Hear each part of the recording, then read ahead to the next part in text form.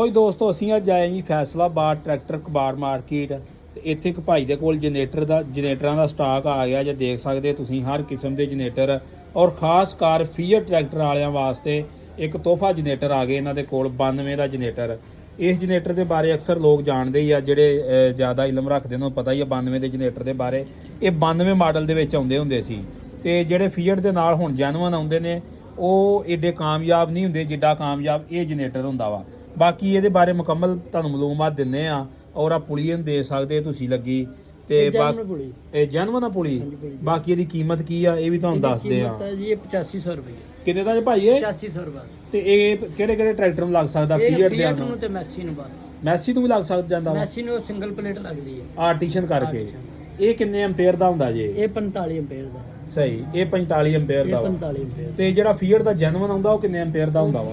35 ampere ਦਾ ਹੁੰਦਾ। ਸਹੀ, ਤੇ ਇਹ ਕਾਮਯਾਬ ਆ ਫੀਅਰ ਵਾਸਤੇ? ਹਾਂਜੀ, ਫੀਅਰ ਵਾਸਤੇ ਕੰਮ। ਸਹੀ, ਤੇ ਇਹ ਕਿੰਨੇ ਦਾ ਮਿਲ ਜੇਗਾ ਵੀ? ਇਹ 8500 ਰੁਪਏ ਦਾ। ਜਿਹੜਾ ਫੀਅਰ ਨੂੰ ਜਰਮਨ ਆਉਂਦਾ ਉਹ ਮਿਲੇਗਾ 5500 ਰੁਪਏ ਦਾ। ਸਹੀ। ਲਓ ਜੀ ਦੋਸਤੋ, ਇਹ ਕਿਸੇ ਨੇ ਲੈਣਾ ਹੋਵੇ 92 ਦਾ ਜਨਰੇਟਰ ਤੇ ਇਹ ਲੈ ਸਕਦਾ ਜੇ ਫੀਅਰ ਟਰੈਕਟਰ ਵਾਸਤੇ। ਬਾਕੀ ਆ ਇਹਨਾਂ ਦੇ ਰਾਬਤਾ ਨੰਬਰ ਜੇ ਇਹਨਾਂ ਨੰਬਰਾਂ ਤੇ ਰਾਬਤਾ ਕਰਕੇ ਤੇ ਭਾਈ ਹੁਣਾਂ ਦੇ ਕੋਲੋਂ ਮਾਲੂਮਾਤ ਹਰ ਕਿਸਮ ਦੀ ਲੈ ਸਕਦਾ ਜੀ।